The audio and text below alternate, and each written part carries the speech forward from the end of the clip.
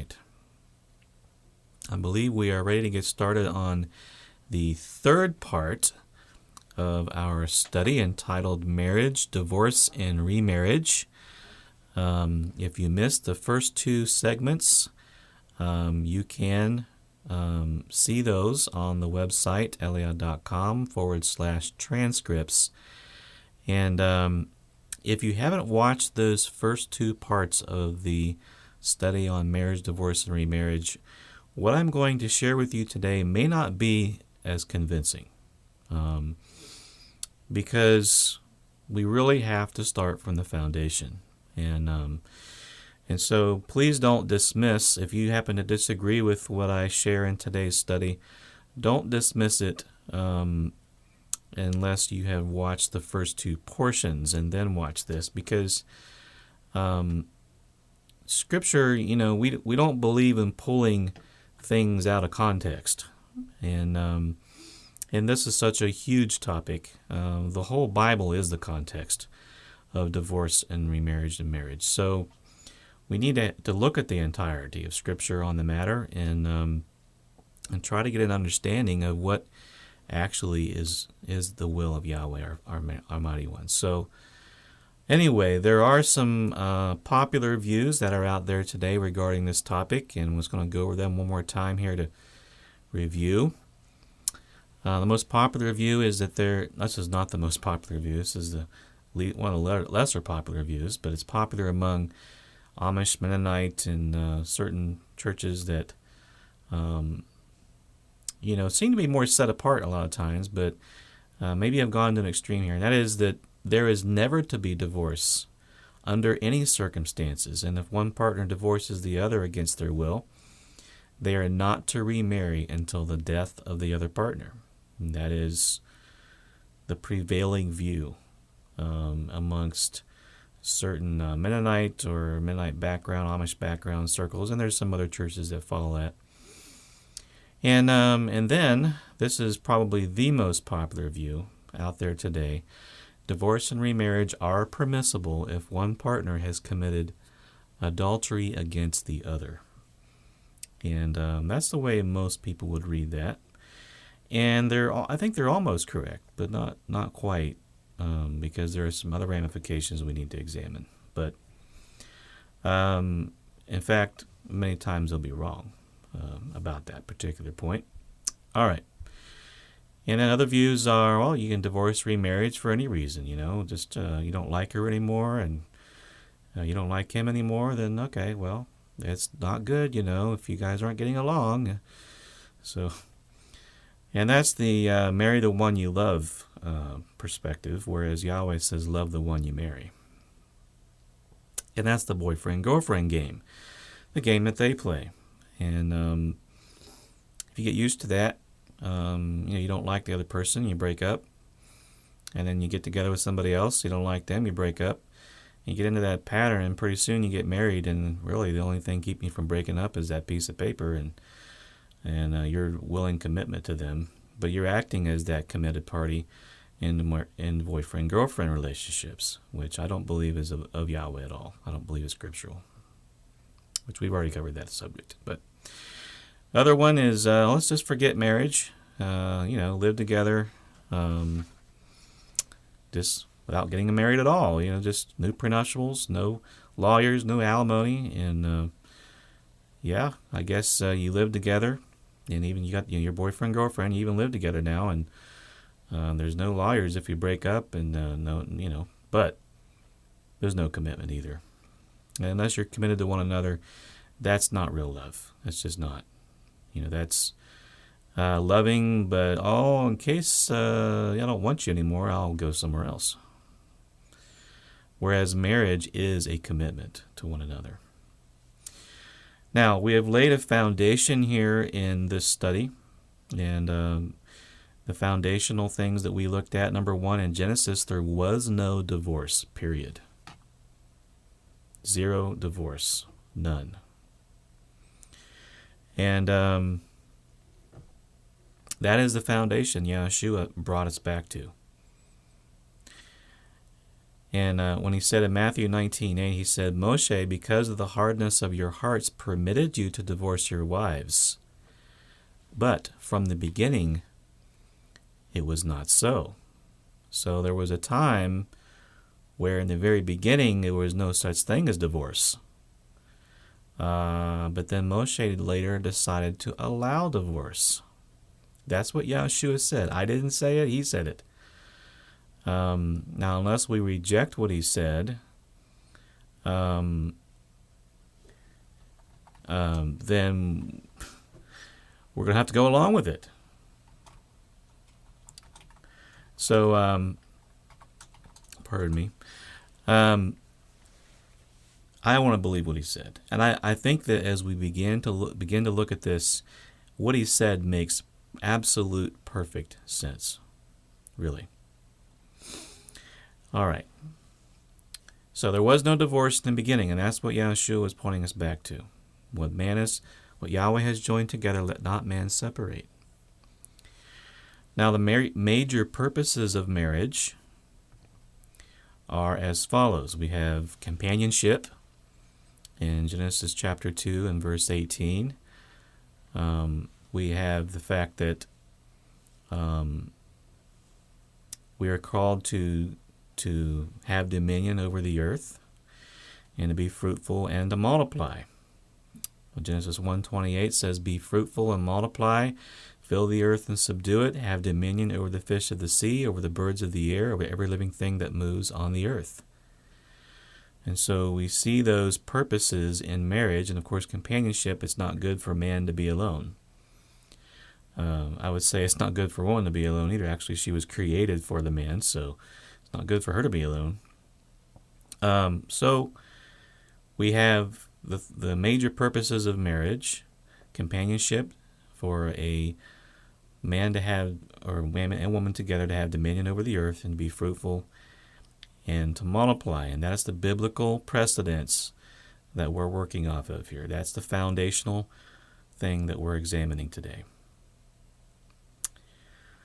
And then, when we be fruitful and multiply, we don't want to multiply a seed of the devil, do we? We don't want to do that. We want to multiply a seed of Elohim. That's our goal, is to multiply a seed of Elohim. So if we're going to multiply a seed of Elohim, we've got to see the scriptural purpose in this. Okay, Malachi 2:15, he says, but did he not make them one? Who one? Man and woman. Having a remnant of the Spirit. And why one? He seeks, I know the King James and New King James have godly offspring. I see Elohimly. Offspring. Hebrew there has seed of Elohim. That's what the Hebrew has. So Yahweh is looking in marriage to something he's wanting to come out of that, and that is a seed of Elohim.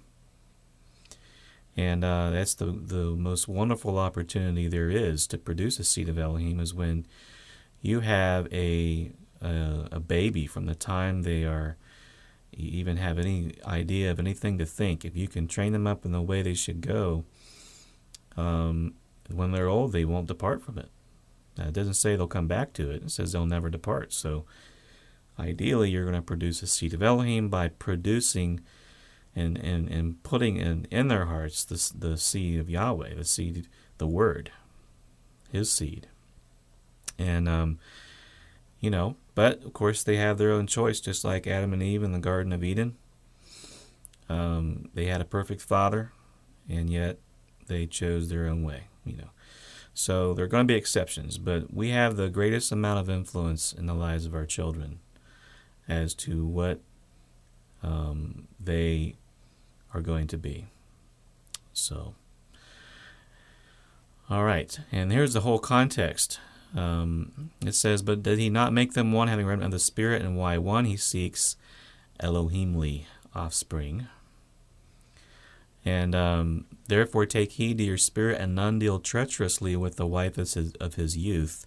For Yahweh Elohim of Yisrael says that he hates divorce, for it covers one's garment with violence, says Yahweh of hosts. Therefore take heed to your spirit, that you do not deal treacherously. As we shared last week, the context of that is the people of Israel were divorcing their wives who feared Yahweh and then marrying these apparently prettier looking pagan women, and maybe younger or something, I don't know, but they were marrying the pagan women, and then their believing wives were left out in the cold. And that is an awful sin. And Yahweh refused to even hear their prayers and their tears and anything because of that witness he had against them about that. So, but I want to get back to the statement here in Luke 16:18, because we need to understand the importance of this topic. It says, whoever divorces his wife and marries another commits adultery. And whoever marries her who is divorced from her husband commits adultery. That's a very interesting statement. Because if you've done this, according to Yahshua, you're in an adulterous marriage. And so we need to understand what it is that he means. What is he talking about? Because we certainly don't want to find ourselves on that final day of judgment in a condition of where the whole time we've been married, who knows how many years, and we think this wife is our wife, and actually we've been committing adultery with another man's wife. And that's not even our wife in Yahweh's eyes. And since Yahweh is the one that holds the record books, since he's the one keeping score, and since he's the one that invented marriage, he has mastership over what marriage is, what marriage isn't, what divorce is legitimate, which divorces are not legitimate. And we need to yield our will to his will, no matter how difficult that may be. And so what was he talking about here? We read in Matthew 9, he says, do not be unequally yoked with unbelievers.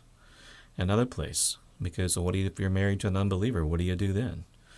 On one hand, he doesn't want any divorce. On the other hand, if you're dealing with an unbeliever, you're not even supposed to be yoked with them, let alone married to them. So what fellowship are you going to have together? What accord has Messiah with Belial? What part is a believer with an unbeliever? And so where do we draw this line?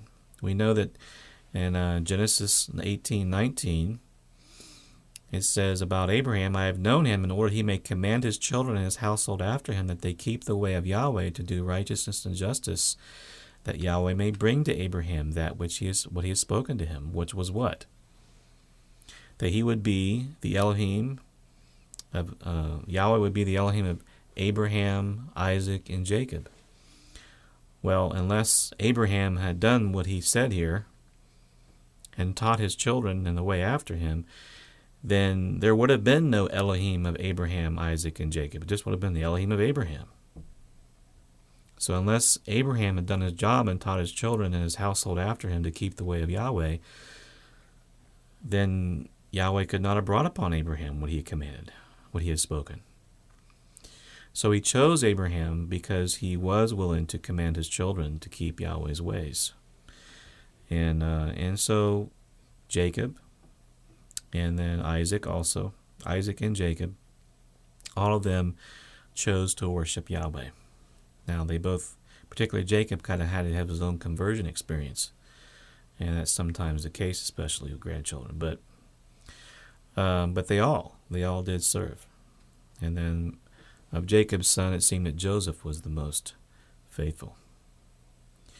So anyway, getting back to the text here.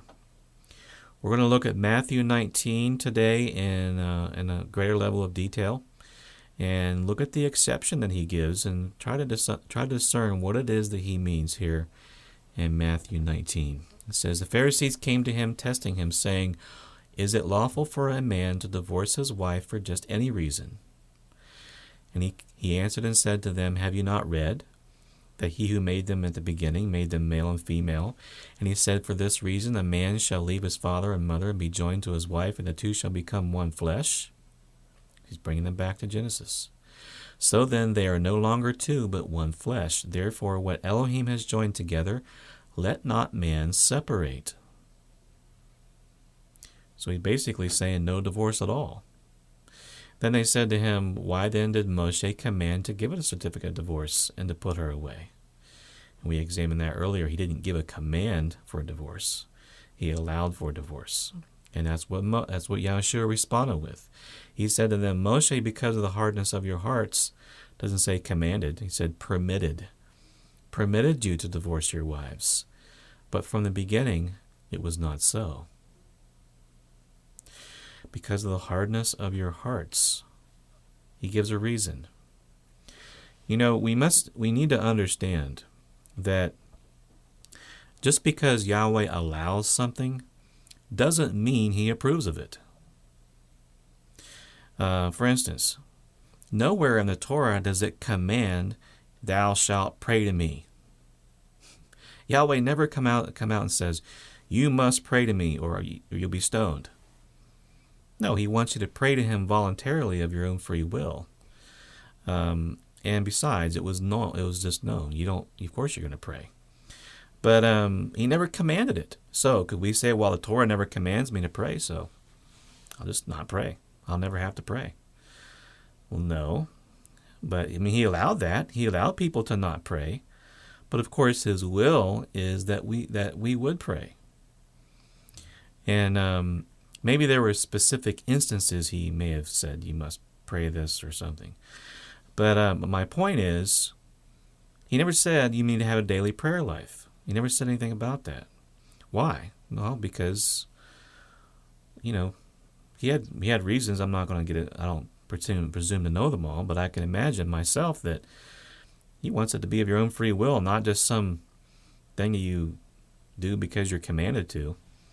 And he wants it to be of your own heart that you pray. But he did allow you to live your life. It's never forbidden in the Torah to refuse to pray. But does that mean it's his will? Of course not. And so here we have Moshe permitting divorce. Does that mean that divorce is his will? Does that mean that Yahweh wants divorce? Not necessarily. And so never get confused the difference between what Yahweh commands and what Yahweh allows. And that was the confusion that was going on there in first century Judaism. Sure, Moshe allowed divorce. Doesn't mean he approved of it, but he allowed it. And so he said the reason why he allowed it. Yeshua informed us the reason why it was allowed, because of hardness of hearts. And so we're going to put a microscope on that word, their hardness of hearts. He's looking for a seed of Elohim, sorry. And the word is number 4641 in the Greek. Sclerokadia. I can barely say that word. And it's from a compound word, hardness of heart. And then the two words the compound of would be hardness and then heart. So hardness of heart, he did that. He allowed it. Now, one of the things we know that are just a fact, that Yahushua in the first century, when he was speaking to Jews, he, of course, spoke in their language, a Semitic language, either Aramaic or Hebrew. And so what was the actual words he used when he was speaking? Probably wasn't sclerocardia or whatever it is. So what was the word? Well, we can kind of do a little investigation by examining the Septuagint. Now, a Septuagint is a Greek translation of the Old Testament that was completed in about 2nd century, 3rd century BC. That's, quite a number of years before Messiah came. But it was a translation into the Greek language. And so if we look and see in the Septuagint how the Septuagint translated Hebrew words into Greek, then maybe what we can do is look at these Greek words that are in our Matthew text and look in the Septuagint and see what Hebrew words they would trace back to. I hope you're following me. Because, it's not going to be an exact science, but we can get an idea of what Hebrew he was using by looking at Greek translations of Hebrew texts of the Old Testament.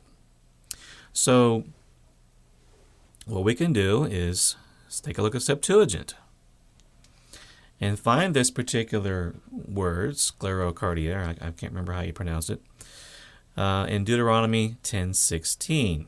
It says in the Septuagint, "Therefore you shall circumcise the hardness of your heart, and you shall not harden your neck." Now the New King James has circumcised, therefore circumcise the foreskin of your heart, and be stiff-necked no longer. So foreskin, mean a closed heart. Your heart is closed and refuses to hear the word, and so circumcise the foreskin of your heart.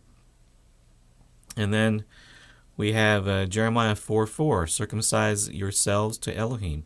Circumcise your hardness of heart. That's the sclerocardia. I know I'm pronouncing it wrong, but sclerocardia or something. And okay, I'll just use the word number 4641 in your Strongs. You men of Judah, inhabitants of Jerusalem, lest my wrath go forth as fire and burn, and there be none to quench it because of the evil of your devices. And so here we have, circumcise yourselves therefore to Yahweh, and take away the foreskins of your hearts, you men of Judah, and inhabitants of Jerusalem, lest my fury come forth like fire and burn, so that no one can quench it because of the evil of your doings. So talking about rebels here, people who are just uncircumcised in heart. Some people think that, the New Testament now, we have, is no longer concerned about uncircumcised flesh. It's all about the heart now, and that's a new thing that Messiah told us. No, it's been it's been something that Yahweh has told us about from the very beginning of Deuteronomy, not to have an uncircumcised heart. And so other verses. Here we have Leviticus 26:40. It says, "But if they confess their iniquity, and the iniquity of their fathers, and their unfaithfulness, which they are unfaithful to me, that they have also walked contrary to me, and that I have walked contrary to them, and have brought them into the land of their enemies," this is when they're in exile, "if their uncircumcised hearts," and that's hardness of heart in the Septuagint, "are humbled, and they accept their guilt, then I will remember my covenant with Jacob, and my covenant with Isaac, my covenant with Abraham. I will remember the land." And so if they repent, and their uncircumcised hearts are humbled and become circumcised, if their hardened hearts become softened, then he will remember the land, and he will bring them back. But they have to repent. Another example, he says their hearts were not circumcised. And here's another example of an uncircumcised heart being an unrepentant person. Unrepentant person. In Jeremiah 9:25, "There, behold, the days are coming, says Yahweh, I will punish all those who are circumcised with the uncircumcised. Egypt, Judah, Edom, people of Ammon, Moab, and all who are in the farthest corners, who dwell in the wilderness, for all these nations are uncircumcised, and all the house of Israel are uncircumcised in the heart." That was his concern. This hardness of heart. That was Yahweh's concern continually. Even into the New Testament, of course, we see Acts 7:51. Stephen is addressing the Sanhedrin, the council. He says, "You stiff-necked and uncircumcised in heart and ears, you always resist the Holy Spirit. As your fathers did, so do you. Which of the prophets did your fathers not persecute? And they killed those who foretold the coming of the Just One, of whom now you have become the betrayers and murderers, who have received the law by the direction of angels, and have not kept it." Again, Romans 2 says, verse 26, "Therefore, if an uncircumcised man keeps the righteous requirements of the law, will not his uncircumcision be counted as circumcision?" So a Jew is who is one inwardly of the heart. And that's where circumcision of the heart is. So if somebody will not repent then they are uncircumcised in heart. And they are not Yahweh's children. They are in rebellion. They have despised the riches of his grace. And Yahweh says he will punish all those who are uncircumcised in heart. And so this phrase, uncircumcised in heart, this hardness of hearts, and the word unbeliever could pretty much be synonymous, because that's the characteristic trait. The main characteristic of an unbeliever is that they're just not circumcised. Their heart is not turned to the Father. Their heart is closed. They don't want to hear anything about Yahweh's word. And so those who are of hardened or uncircumcised hearts are not going to believe his word and follow his word.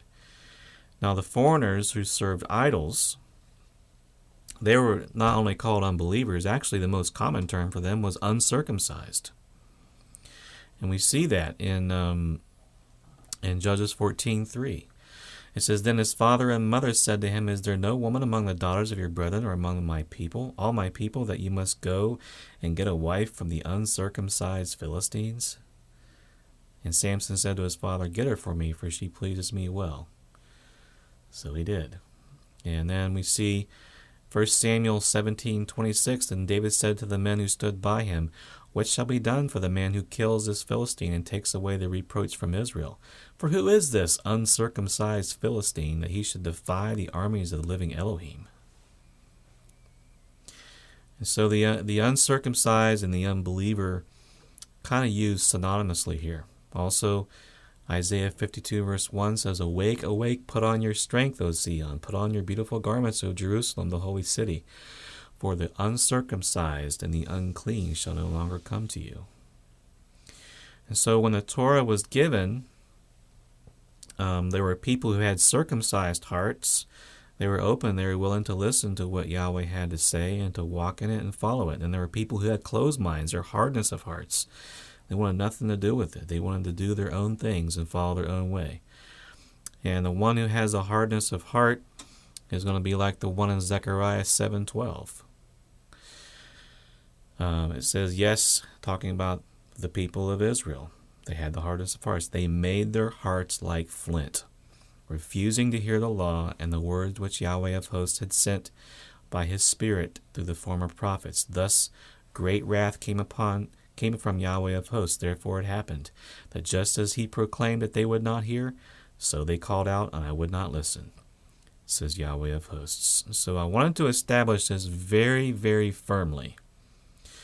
And I felt like I needed to, because it's going to help us in our understanding. You see, this is the reason why Yahshua said there is an exception later, is because of hardness of hearts. And so that's the reason why, as we're going to get into. And so now we have an understanding of what is meant by hardness of hearts. It becomes very easy to see why Yahweh would not outright forbid divorce in Israel at that time. Because there were still people among the children of Israel who had hardened hearts. And that means they were living in the land of Israel, and there would continue to be Israelites who were just unbelievers in this nation that Yahweh was trying to establish. Now, suppose that Yahweh had just outright forbidden divorce in Israel, and did not, said you can't divorce. Nobody can divorce in all the land of Israel. No one can divorce, because there have been people there with hardened hearts who were married to people who didn't have hardened hearts, and this would have forced a believer to be married to an unbeliever. You see, just because a person had Israelite lineage didn't necessarily mean they were any more righteous than an outright heathen from another nation. There was wicked Israelites, and there was wicked Moabites and Hittites. And so, in light of Yahshua's comments, about Moshe not forbidding divorce due to the hardness of hearts, it would seem to me that Yahweh wanted to leave a way for faithful Israelites to divorce an Israelite spouse who had a hardened heart. Who was, although they weren't from the forbidden nations to marry, they were every bit as much an unbeliever in their way they were acting as any heathen from another nation. And so I think that is the reason why Yahshua points this out. Now, I could also see that if Yahweh had outright forbidden divorce in ancient Israel, it would have been illegal for unbelievers with hardened hearts to divorce their wives who might be true handmaidens of Yahweh. It would have been illegal, according to their law. And so these wives would certainly, being believers and being ruled over by unbelieving men, be treated with cruelty and be caused to stumble, and maybe even stumble into the same wickedness their husband was falling into, or be cast out of the home and forbidden by the civil laws to remarry a husband that feared Yahweh. So I can understand this. Now, couldn't Yahweh just leave a provision and say, okay, divorces between believers and unbelievers are okay, but otherwise, no divorce? He could have done that. But the last thing Israel needed at that time, especially, was there to be any motivation to become an unbeliever. And if all you had to do in order to divorce is become an unbeliever, what would have happened? Oh, okay, I guess I'll be an unbeliever for a while and get divorced. But Yahweh didn't want there to be unbelievers in Israel. And so he's dealing with these hard-hearted Israelites. And he knew there would be hardness of hearts. And also, consider the implications of Yahweh's decision to not specifically forbid divorce overall. Because the truth is, anyone with a heart that's really attentive to the word of Yahweh would be able to see from the book of Genesis that divorce was not really his will. I mean, Yahshua pointed out, he said, haven't you read that he put them together, so don't separate? And so the children of Israel were commanded to come together every week here, have a holy convocation every Sabbath, and the Torah would be heard by people who sought Yahweh. And at the same time the Torah was given, there was nothing other than the 5 books of Genesis. 5 books of the law: Genesis, Exodus, Leviticus, Numbers, and Deuteronomy. That's all there was. And so there was no Isaiah, Psalms, or New Testament. And so if you read the book of Genesis, the will of Yahweh for marriage is quite clear. Two people come together, be fruitful and multiply. He's not looking for people to come together and produce children of the devil, but children who will be walking in the image of Elohim. So anyone with a heart that's attentive to that word is going to say, well, I can't divorce my believing wife. That would be wrong. Yahweh put us, caused us to be one flesh, and we can't separate that. And so divorce is not mentioned until later on, when we see in Leviticus 21 verse 7, first mention of divorce in the Bible is Leviticus 21:7. They shall not take a wife who is a harlot or a defiled woman, talking about the priest here. Nor shall they take a woman divorced from her husband, for the priest is holy to his Elohim. Interesting. And so when divorce is mentioned finally and addressed in Deuteronomy 24, verse 4, it talks about the remarried wife even being defiled. It says, for former husband who divorced her must not take her back to be his wife after she's been defiled, for that's an abomination before Yahweh. You shall not bring sin on the land which Yahweh your Elohim has giving you as an inheritance. And so to those who had the ears to hear, a very clear impression was given that divorce really isn't a part of Yahweh's plan for Israel. It's not something he's commanding or even desirous of, but it makes sense, that if you didn't have a hardened heart and you would read this, you could see, just like Yahshua saw, when they came to him, is it lawful for a man to divorce his wife for any reason? Matthew 19:3. He answered and said to them, have you not read? He expected them to know already. He who made them at the beginning made them male and female, and for this reason, a man shall leave his father and mother, be joined to his wife, and the two shall become one flesh. Haven't you read this? Haven't you read that they're no longer two but one flesh? So what Elohim has joined together, what makes you think man can separate that? So that's the point he's making. Have you not read? The first book of the Torah tells us what Yahweh's plan for marriage is. It's all laid out there in the very beginning of Torah.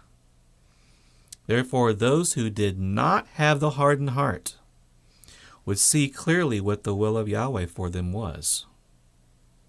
Those who did have a hardened heart would be looking for reasons to divorce their wives. Those who didn't have a hardened heart would see that it's important, and they wouldn't have to be told, have you not read? Like the Pharisees needed to be told, have you not read? And they would see that it's important not to marry an unbeliever. They would see that it's important not to divorce a believing wife. And so what would the fruits of that be for Israel? This is what Yahweh's desire was. The fruits of this would be, and this is why I believe Yahweh allowed divorce, those with hardened hearts would have troubled, broken homes. But those who were attentive to the message in Genesis and beyond would have peaceful, holy, and loving homes with happy children that would typically want the same for their families. Even our own generation, it's very evident that those who grew up in broken homes where their parents are divorced are far more likely to have children who rebel against their parents' way of doing things. And that can be good if their parents were doing things wrong. And so when those children see the Yahweh-centered, peaceful, loving, secure homes of the righteous, they would be compelled to want the same for their children. And I don't see any reason why it would have been any different for Israel. And so through Yahweh allowing divorce for those with hardened hearts, they would have the broken homes and the big messes. Those that didn't have hardened hearts would see, okay, well, we shouldn't divorce. Yahweh put us together. We're going to follow Yahweh. And they would have the homes that were together and focused on the will of Yahweh. And so the ones who grew up in the broken homes of unbelievers would find their children rebelling against their ways and would be compelled to walk in the ways of the righteous. To me, it's a beautiful plan. I see why Yahweh allowed it. And so when we consider that there were so many within the nation of Israel that had hardened or uncircumcised hearts, and we look at the options available and the ramifications of everything, it's very easy why Yahweh would say, not outright forbid divorce, but kind of leave it open. And so according to Yahshua, the lack of a commandment forbidding divorce is really a commentary on their hardness of hearts, rather than a revelation of Yahweh's will for us. Yahweh's will for us is outlined, as he pointed out, Genesis 1, Genesis 2. Let's hear his voice. Let's not allow our hearts to be hardened, as in the rebellion. Let's be among those who have soft, moldable hearts, fulfilling the word of Yahweh. Because, the book of Genesis is part of the Torah.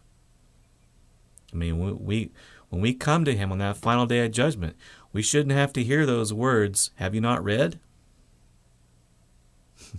Yahshua already said, have you not read?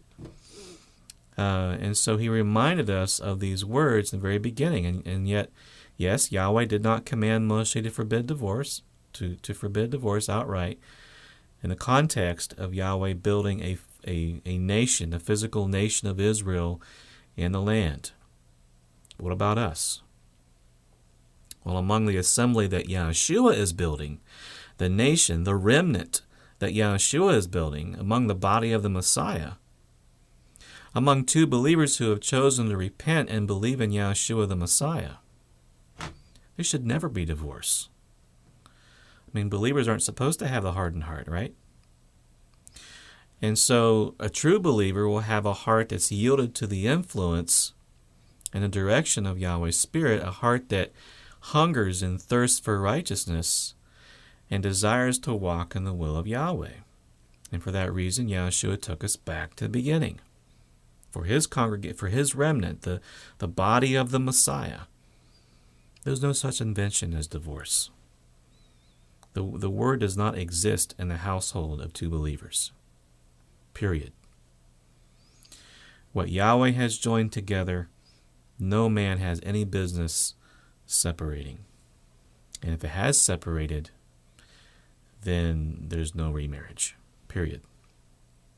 Now, I'm sure you've noticed by now, Yahshua did give an exception. And we're going to examine that exception in the book of Matthew in one particular scenario where divorce is permitted. And we're going to take a look at that. Yahshua wanted to bring us back to Yahweh's plan. He wanted from the very beginning, the very first part of Torah, man and woman being one flesh, be fruitful and multiply, children of Elohim. So Yahshua is not contradicting Torah when he says, let's go back to the way it was in the very beginning. He is instituting what Yahweh's will was from the very beginning upon his assembly, his body of the Messiah. So let's interpret what he said in that light. Verse 7, Matthew 19. They said to him, why then did Moshe command to give a certificate of divorce to put her away? He said to them, Moshe, because of the hardness of your hearts, permitted you to divorce your wives from the beginning. It was not so, and I say to you, whoever divorces his wife, except for sexual immorality in the New King James Version, porneia in the Greek, and marries another, commits adultery, and whoever marries her who is divorced commits adultery. Now this word translated sexual immorality is porneia in the Greek, and the word means harlotry, including adultery and incest. Figuratively means idolatry. Now, that's kind of interesting. Now, most people would assume that Yahshua is only talking about some literal physical porneia that violates the marital covenant. But you see here, there's another meaning behind this word porneia that is often overlooked. And that is spiritual harlotry. In fact, this term does refer to idolatry in a number of places, and it's very plentiful, especially in Revelation here. It says, Revelation 17:1, one of the seven angels who had seven bowls come and talk with me, saying, come, I will show you the judgment of the great harlot, who sits on many waters, with whom the kings of the earth committed fornication, and the inhabitants of the earth were made drunk with the wine of her fornication. And it's the false doctrines and so on, talking about spiritual fornication. Revelation 17:3 says, so he carried me away in the spirit to the wilderness, and saw a woman sitting on a scarlet beast, which is full of names of blasphemy, including having 7 heads and 10 horns. The woman was arrayed in purple and scarlet, adorned with gold and precious stones and pearls, having in her hand a golden cup full of abominations and the filthiness of her fornication, and on her head a name was written, Mystery Babylon the Great, the mother of harlots and the abominations of the earth. Harlot woman, spiritual harlotry. Revelation 14:8. Another angel followed, saying, Babylon is fallen, that great city, because she has made all the nations drink of the wine of the wrath of her fornication. Then a third angel followed them, saying with a loud voice, if anyone worships the beast in his image, and receives his mark on his forehead or his hand, or on his hand. Talking about spiritual fornication. I don't need to get into rabbit trails here. And Revelation 18:2, we see again fornication. Revelation 19:2, talking about the harlot who commits fornication. The reason why she's a harlot is because she commits porneia, and that spiritual harlotry is the worship of other gods. Now, the other examples of this kind of figurative language is very plentiful throughout the law and the prophets. A couple of examples here. Exodus 34:13 says, "You shall destroy their altars, break their sacred pillars, cut down their wooden images, for you shall worship no other God, for Yahweh, whose name is a jealous Elohim, lest you make a covenant with the inhabitants of the land, and they play the harlot with their gods." See? Play the harlot, fornication, with their gods, and make sacrifices to their gods. And one of them invites you to eat of his sacrifice, and you take of his daughters, here we go, marriage, for your sons, and his daughters do what? Commit spiritual harlotry with their gods, and make your sons do what? Spiritual harlotry, play the harlot with their gods. And so in the context of marriage here, he's talking about spiritual harlotry going on. And that's interesting. He's not even talking about physical harlotry. He's talking about spiritual harlotry with other gods. And so when Yahushua is speaking in the context of marriage, it's not outside, the examples in the Torah where even within the context of marriage, spiritual harlotry is brought to light. And also Leviticus 17, other places, verse 7, I didn't post that up there, but it says, "They have played the harlot to their sacrifices and to demons," and so on. Now, this in the Septuagint, which again is a Greek translation of the Old Testament, in every single one of these verses, Numbers, 2 Kings, Isaiah, Jeremiah, Ezekiel, a ton of places, Hosea, Micah, and Nahum, and all these places, porneia is only speaking of spiritual harlotry, and that is the worship of other gods. And so the Pharisees and scribes and Jews of the first century were very, very well acquainted with how this word was used in the Torah. Also, so how many times is it used for spiritual harlotry? We see there's a ton of times. But how many times is actually that word referred to physical harlotry? 2. Only twice is this word porneia in the Old Testament used to refer to a physical harlotry. And I didn't mean to put idolatry there in the parentheses. Pardon that. But that only 2 times is it ever referred to as physical harlotry, and the rest of it's all spiritual harlotry. And so here comes Yahushua when he says porneia. Which one is he talking about? Well, he's talking about both to some extent, but we're going to get more into that. Now, the Hebrew word I was able to get a hold of a Hebrew Matthew called the Deutele, and in this Hebrew Matthew, which we do believe, certainly even the church fathers acknowledge that the book of Matthew was originally penned in the Hebrew language. And there was a Hebrew Matthew that was found among the Jews. And what's interesting is wherever the name Yahweh stood in this text, they put 3 yods in a triangle. They didn't use Kyrios or Adonai. They put 3 yods in a triangle wherever the name Yahweh originally stood in the text. And sometimes I think they put a hey and a yod or something. I can't remember. But my point is that in this Hebrew Matthew, it uses the word zenut.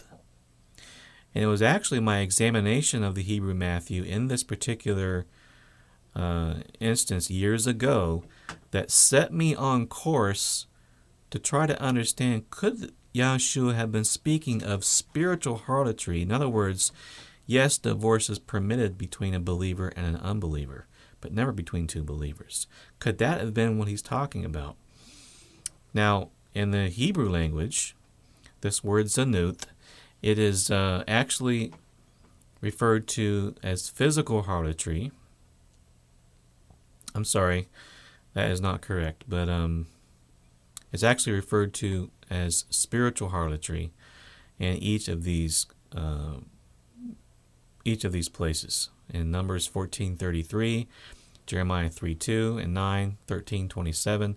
This is all spiritual harlotry. Ignore where I said physical harlotry at the top. Forgot to change that. But in each of these instances, 1, 2, it's talking about spiritual harlotry. Now, there are some cases where it is talking about physical harlotry, maybe in 2 instances. But I'm not really clear on those 2 instances, which I don't need to get into those. You can look at those yourself. Look for that Hebrew word zanut in those instances. And my point is that this particular word zanut is probably the word that he used. And since the word is most often referring to as a playing the harlot, worshiping of other gods, when they heard these words, they could very well have been thinking back to the Torah when this particular word was used, especially the place there where I shared earlier, or about their sons playing the harlot with other gods and so on. So if you have a wife who is playing the harlot, or a husband who's playing the harlot in the worship of other gods, then that may be among the exceptions. And we're going to look more into that. So,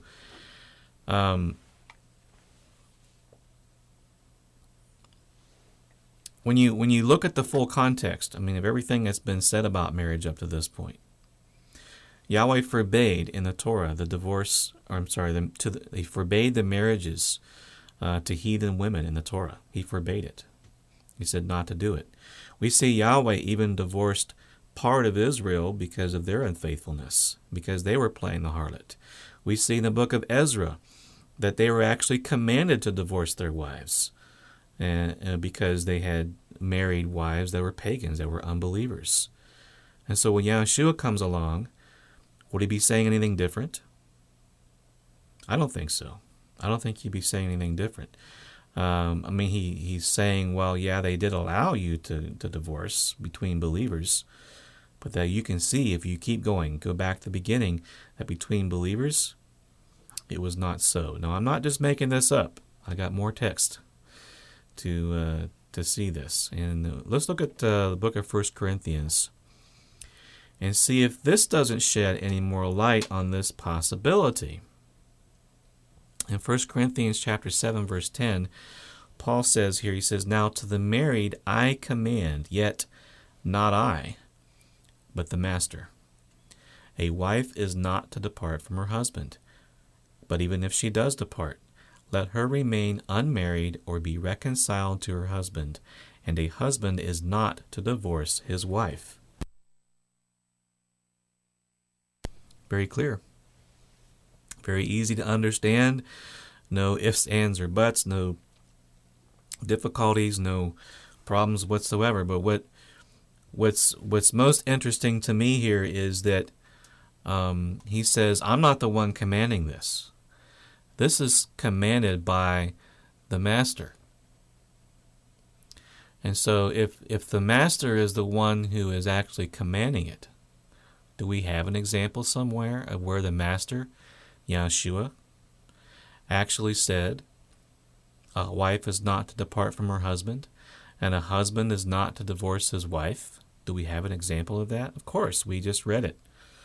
He said if a man divorces his wife and marries another, he commits adultery. If she remarries somebody else, she commits adultery. And so that's where the master actually did command. And so I want to mention, just as a side note here, not without going down a rabbit trail, but there have been some people who think, okay, it's okay for a wife to leave her husband because it says there, even if she does depart, let her remain unmarried to be reconciled to her husband. Now, if a wife leaves her husband, and she uses this verse 11, to justify it. I don't know what she does with verse 10 because it just flat out commands. It says that she's not to depart. She's not to depart from her husband. That's the command. Now, if she disobeys this command, then don't make it worse by getting married to somebody else. That's basically what he's saying in verse 11. And I'm going to get into, I know there's cases of abuse and so on. I want to get into that more later. But I want to point this out because, we need to get, if you're married to a believer, you need to get this out of your mind, that divorce is even an option. If it's even in your mind. I don't know if it is or not. But this is the master's commandment. He says, a wife is not to depart from her husband. And, of course, there at the bottom, a husband is not to divorce his wife. Very clear. So Paul was evidently referring to Yeshua's words when he commanded us not to separate what Elohim has joined together. That is the actual command here. He says, therefore, what Elohim has joined together, let not man separate. That's the command.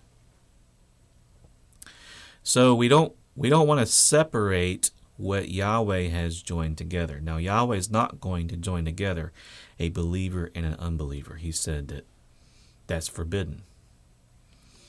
So when you're looking for a spouse, don't even consider an unbeliever, because that's not going to be a marriage that Yahweh is going to say, I joined that together, because he forbid it. He said, don't do it. So Paul's statements that a wife must not depart from her husband, a husband not to divorce his wife, is very much in line with what Yeshua is saying here. In other places we see, however, that we have these exceptions. I say to you, whoever divorces his wife except for porneia, which we examined earlier, can mean spiritual harlotry, unbeliever, hardness of hearts, and marries another, commits adultery. Whoever marries her is divorced, commits adultery. Matthew 5:32. Yeshua mentions it again. He says, earlier actually, he said, I say to you, whoever divorces his wife for any reason except porneia causes her to commit adultery, and whoever marries a woman who is divorced commits adultery. Notice it says causes her. In other words, he causes her to stumble into adultery if he divorces her and she marries somebody else. So we have some responsibility in that. Then Mark 10:11 and Luke 16:18 don't even mention the exception. So he said to them, Mark 10:11, whoever divorces his wife and marries another commits adultery against her. If a woman divorces her husband and marries another, she commits adultery. Luke 16:18, whoever divorces his wife and marries another commits adultery, and whoever marries her who is divorced from her husband commits adultery. And so for this reason, Paul said, I don't command this, the master commands it.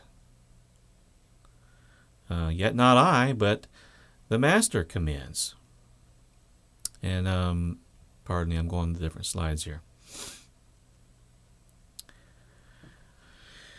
So I don't see how I can get any clearer. She would have to remain unmarried in order to avoid committing adultery against her husband. And that's what he's referring to. She has to remain unmarried. That's what she has to remain unmarried, because if she doesn't, she marries somebody else, then she's going to be guilty of this very thing right here, committing adultery against her husband. So in the eyes of Yahweh, even if she does depart, in the eyes of Yahweh, they're not divorced. I mean, they may claim to be unmarried in their eyes, but in the eyes of Yahweh, he is still honoring their marriage. Now, what about the exception? We read earlier, except for porneia. Well, Paul also dealt with this exception. And he says in verse 12, but to the rest, I, not the master, I, not the master, say, if any brother has a wife who does not believe, that's an unbelieving wife, and she is willing to live with him, let him not divorce her. Let him not divorce her. Let him not divorce her. Why? Why would that be? But first I want to examine this a little more closely. Pay close attention. Paul declares he's speaking on his own here. It's not what the master himself has commanded. And he makes that a very important point. Now, I'm not saying that Paul was wrong. But it's extremely important to understand, not because Paul was wrong in his opinion, but the fact that he clearly told us it was his own opinion, not a commandment from the master, that a believer and an unbeliever should try to stay together if possible, tells me that Yahshua's statement, what Elohim has joined together, let not man separate, did not apply to marriages between believer and unbeliever. It did not apply. Because if it did apply, then Paul would have said, the master has commanded believers and unbelievers, you're not to divorce. But instead he didn't. He said the master has not commanded that. And so when he's saying, and I hope you got this, it's very important to grab this, because to me this is the ultimate proof that Yahshua was talking about believer versus unbeliever. And that's going to shed some light on the exception he gave us. Yahshua never commanded that a believer and an unbeliever must remain married. If he did, Paul would have said to the rest, I say, not I, but the master says, the believers and unbelievers must stay together.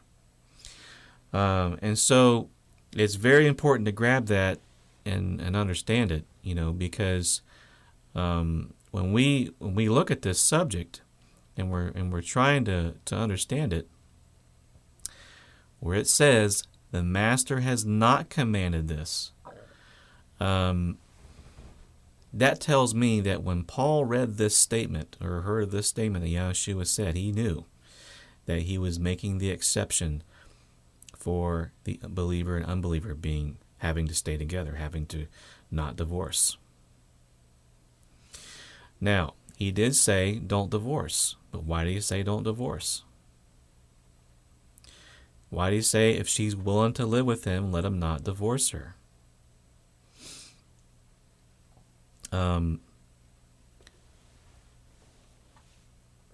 Let's continue reading.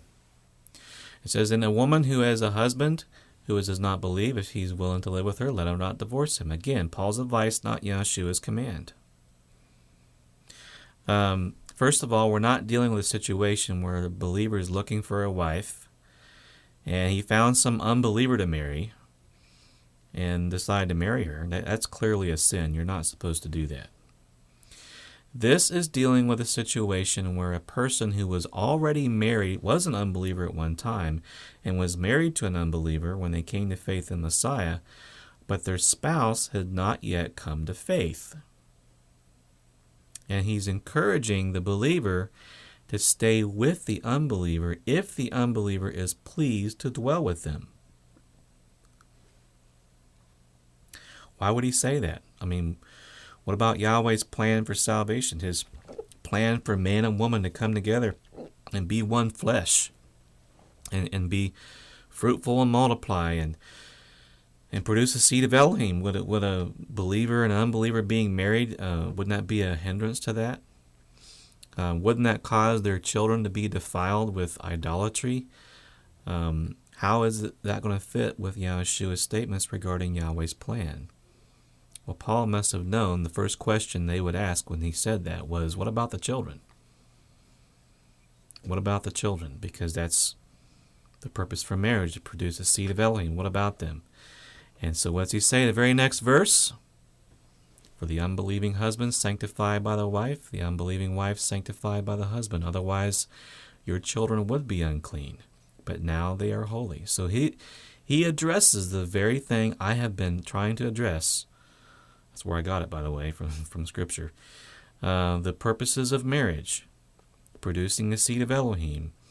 And when a believer and unbeliever together, he's saying, don't worry about your children. They're sanctified by you, by what you're doing, whether you're a husband or whether you're a wife. And why would the children be clean?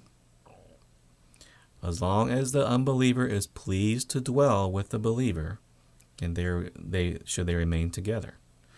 An unbeliever who is pleased to dwell with a believer would not be someone who's rebellious and wicked toward Yahweh. They may just not convicted, don't see it yet. They're not there yet. Otherwise, well-meaning people. Most cases, a person would not be pleased to dwell with a believer, because a rebellious person, if they're rebellious and wicked, does not want the darkness to dwell, or want the light to dwell with them. If it's constant loggerheads, and fights, and that's the nature of things, and it shouldn't be at all, because there's a principle that you have to follow. But if it's becoming a situation where the children are being defiled, the children are not clean, the children are being, because the person you're married to is utterly wicked and trying to lead them to hell, and meanwhile you're trying to lead them to righteousness, and there's this constant clash, then a decision will have to be made by the leading of Yahweh's Spirit at some time. But if they're just utterly wicked and they hate the light, they want nothing to do with it, what's going to happen? Something's going to give. I mean, when light hits darkness, something's going to move. When lies meet truth, something's going to happen eventually. In John 3:20, it says, "For everyone practicing evil hates the light, does not come to the light, lest his deeds should be exposed." Now, at the same time, we got to realize that all of us at one time were practicing darkness at some point in our walk. We were not, unless we were raised a believer, remained faithful. But we were drawn to the light, and we eventually desired that forgiveness and salvation offered through Yahshua the Messiah. And in the case of an unbeliever, not necessarily being an utter rebel and hard-hearted and everything toward anything to do with Yahweh, but there is a potential, and sometimes even for the hard-hearted, for that spouse to be converted to the faith. We're going to get more into that in a moment, but how and why is the unbelieving spouse sanctified by the believing spouse? Well, if the believing spouse is holy, and the unbeliever is not rebellious, the unbeliever is and then the unbeliever is sanctified, and the children are holy as well, because the children are not being corrupted by rebellion and hard-heartedness. And it's not yet known, is that unbeliever going to make the same decision? And it's not yet known whether they're going to come to salvation in Messiah. It's possible that marriage is one that Elohim has joined together to produce in one flesh, to produce this holy seed of Elohim. If patience is exercised, if the example of Yahshua is made manifest in the household by the believer through the Messiah-like example, and that other person becomes drawn to that Messiah-like example, then there's a potential for there to be a marriage that Yahweh has ordained, that He has put together. He just revealed one person at a different time than the other. And that's what Paul brings up next. He says, "For the unbelieving husband is sanctified by the wife, and the unbelieving wife is sanctified by the husband. Otherwise your children would be unclean, but now they're holy. But if the unbeliever departs, let him depart." A brother and sister is not under bondage in such cases, but Elohim has called us to peace. For how do you know, O wife, whether you will save your husband? Or how do you know, O husband, whether you will save your wife? And so then he says, "But Elohim is distributed to each one as Yahweh has called each one, so let him walk. And so I ordain in all the congregations." So consistent with the theme in a lot of Paul's letters, we are encouraged, if we are called in that calling, when we're married to an unbeliever, we're called in that. Wait patiently and let Yahweh work through the issues in our life. In the case of an unbeliever being called to be a believer, while married to this other unbeliever, we are encouraged to remember that we are called to peace, and we don't need to create for ourselves unnecessary division in our households. But if that unbeliever creates a division, whether it be by departing or by rebellion and hard-heartedness toward Yahweh, we should remember that we're not under bondage in such cases, and the Master has not commanded that a believer, unbeliever must stay together. But the principle is, be patient with the other person. They may come to faith, and there may be something very beautiful in store. Be attentive to the leading of Yahweh's Spirit as to whom you're going to marry, and be attentive to the leading of Yahweh's Spirit and whether or not you should divorce that unbelieving spouse. And now the meaning of this, not under bondage in such cases, has been a source, it's in verse 15, has been a source of controversy amongst divorce and remarriage opponents, different views and so on. But this verse, look at this. It says, a brother and sister, let them depart. A brother and sister is not under bondage in such cases. But Elohim has called us to peace. That's in verse 15. I guess my pen's not working, otherwise I would scratch out. Here we go. Not under bondage in such cases. What does that mean? Does that mean if the unbeliever departs, that the believer is free to marry somebody else? Now, those who believe the person can remarry after divorcing an unbeliever would interpret this as Paul giving authorization and saying, yeah, it is permissible. Those who believe a person can never remarry, no matter what, would interpret this as saying, well, they're not bound to fulfilling the normal marital duties if the unbelieving spouse departs. So how you interpret this statement is going to depend on how you already view all the other scriptures on this issue. You can't necessarily prove just from this one verse alone the proper understanding. But I think that the context of this verse, by and large, supports the idea that they can remarry. And I want to explain this to you. Let's look at this whole thing in context here. Start at verse 10. Now to the married I command, yet not I, but the master, a wife is not to depart from her husband. Clean and simple. But if she does depart, let her remain unmarried or be reconciled to her husband. Husband is not to divorce his wife. So between two believers, there's no divorce and remarriage. But to the rest, you make an exception for somebody else. I, and not the master, say. So Paul's opinion is, if any brother has a wife who does not believe, if she's willing to live with him, let him not divorce her. Not necessarily Yeshua's opinion that they need to stay together, because the master didn't specifically say that in Matthew 19 and Matthew 5 and Luke and so on. And so he has to judge a situation that's maybe a little different. But it's still related, and we're going to get into that. And a woman who has a husband who does not believe, if he is willing to live with her, let her not divorce him. For the unbelieving husband is sanctified by the wife, and the unbelieving wife is sanctified by the husband. Otherwise your children will be unclean, but now they are holy. If the unbeliever departs, let him depart. Our brother and sister is not under bondage in such cases, but Elohim has called us to peace. Now I read this whole thing so we could grab the context and understand the summary here. Number one, the Master Yahshua commanded that there is to be no divorce between believers. That's what Paul indicated here when he said this.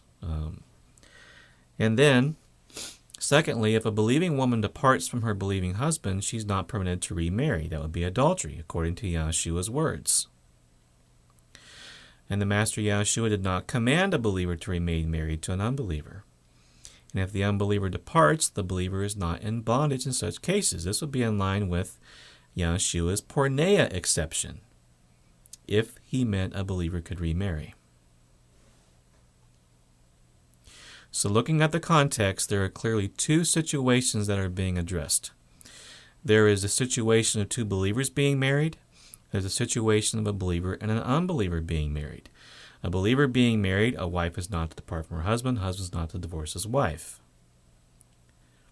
The unbeliever, he says, I, not the master, say, if they're willing to live with you, don't divorce. But what if the believer departs? Well, he said, let her remain unmarried and be reconciled to her husband. The husband's not to divorce his wife. So they have to remain together. They have to not remarry, I should say. They're not allowed to remarry in that case. But what if the unbeliever departs? Obviously, he's going to be addressing the same question, whether remarriage is permitted. I mean, that's what he addressed the first time. Would he not address it the second time? He does address it. Let him depart, and a brother and sister is not under bondage in such cases.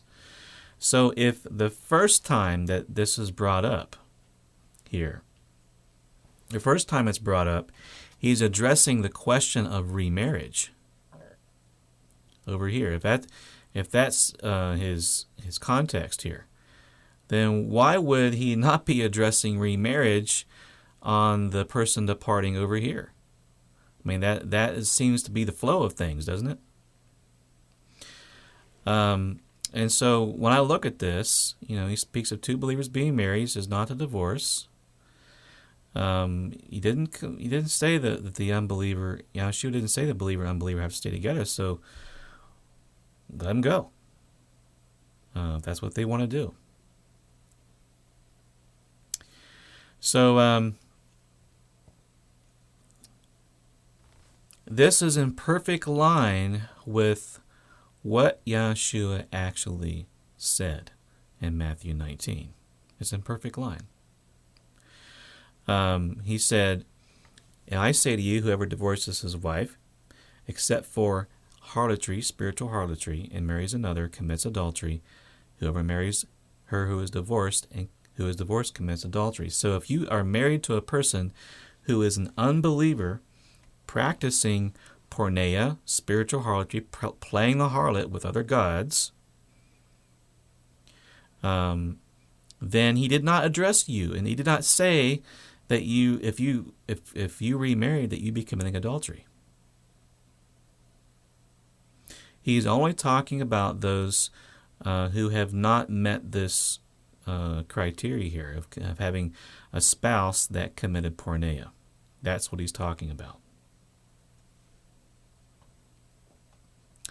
And so it makes sense to me that when Paul is addressing the exceptions back here, he's addressing the same thing that Yahshua said. He makes a distinction between a believer and an unbeliever in regards to the rules regarding divorce and remarriage. And with the marriage of the believers, he says there is no divorce. With the marriage of a believer and unbeliever, he says there is divorce.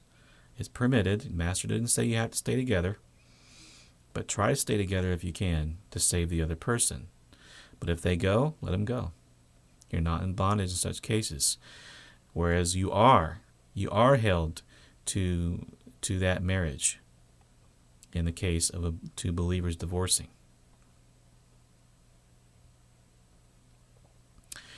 And so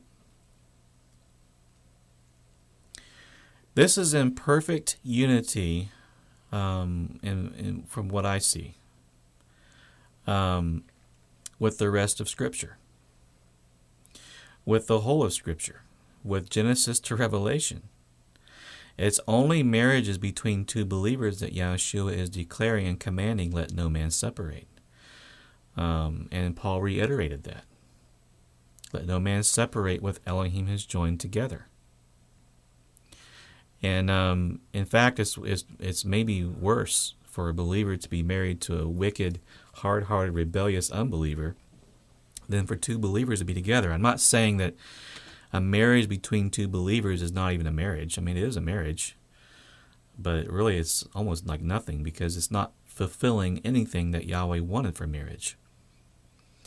And so, light, darkness is darkness, light is light. But please, please don't mix darkness with light. He isn't looking for a mixed seed. He's looking for a pure and undefiled seed of Elohim. We don't mix righteousness and wickedness. It's that kind of syncretism that brought Christmas and Easter and Sunday worship and all this stuff into the faith of Messiah.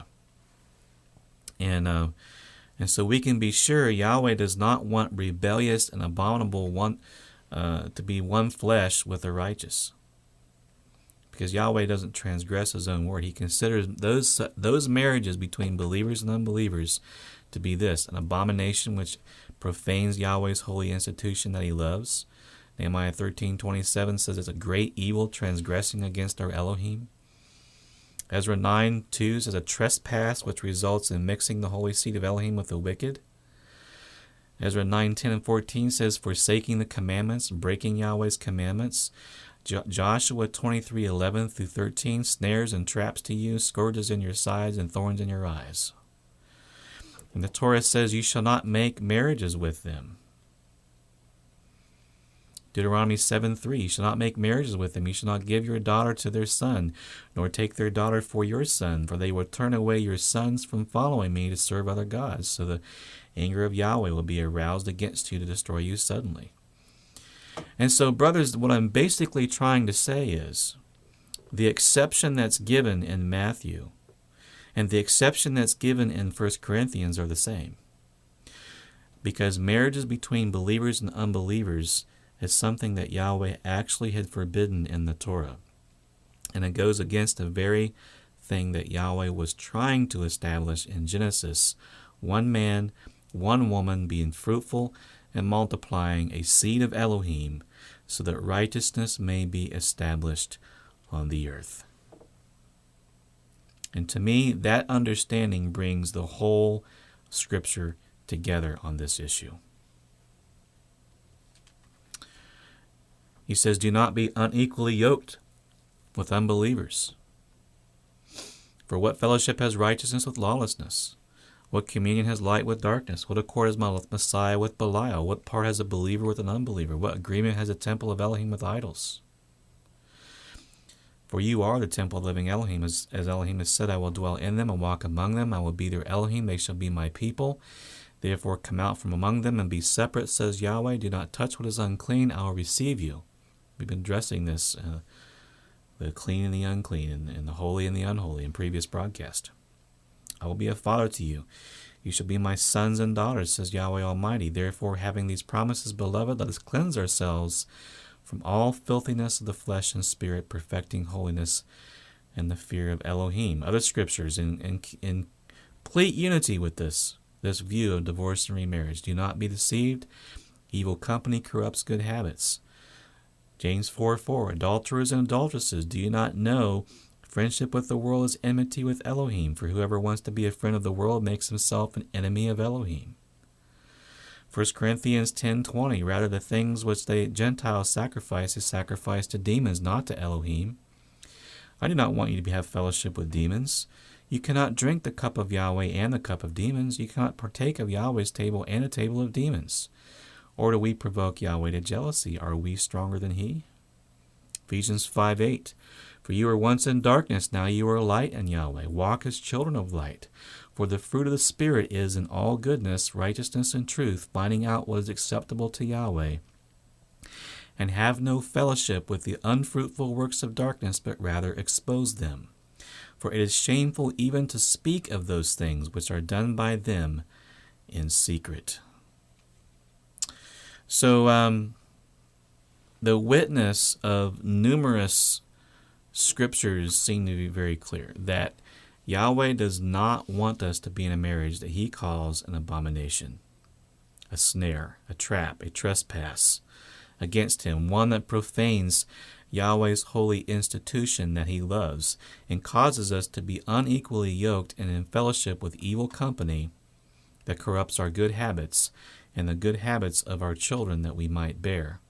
And so it makes perfect sense that Yahshua the Messiah would address this when talking about divorce and remarriage.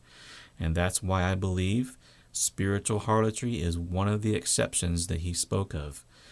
And this understanding has the support of numerous scriptures, brings them all together as one unit speaking the same thing as the full counsel of Elohim. It has a potential actually to effectively eliminate the confusion and the division over the body of Messiah between people on this issue if we look at this in full context.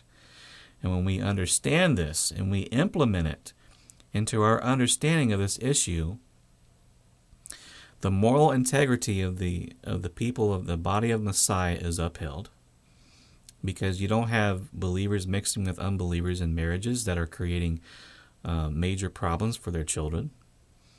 You don't have people just saying, well, I think I'll just divorce my wife over here and marry somebody else in the congregation. So it upholds the moral integrity of the congregation. It upholds Yahweh's plan for marriage being the spiritual and physical unity of one man and one woman. It upholds the plan of Yahweh for us to bear the seed of Elohim and to be in that, to produce an environment that's most conducive to that. It upholds the banning of marriages that mix believers and unbelievers in the Torah and in the New Testament.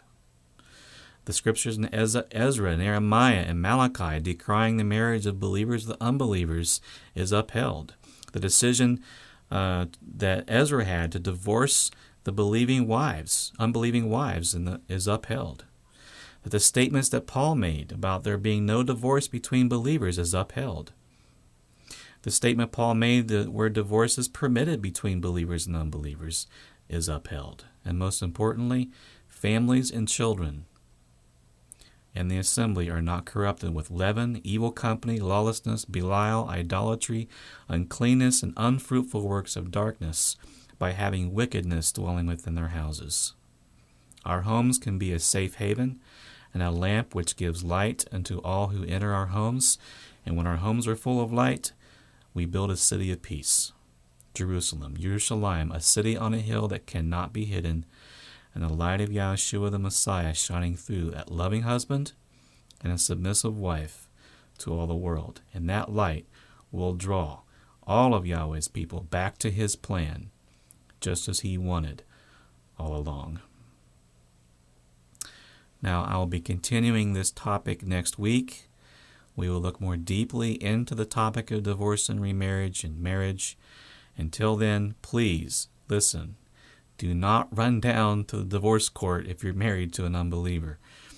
There are some other scriptures we need to examine on this issue.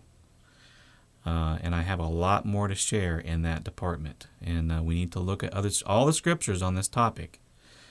And so that we have a balanced view of this issue. Because if Yahweh called you when you were already married to an unbeliever, then he may have called you to save that unbeliever. And we're going to get into that more as we continue this subject here in the coming weeks. In the meantime, may Yahweh reveal to all of us his will on this matter.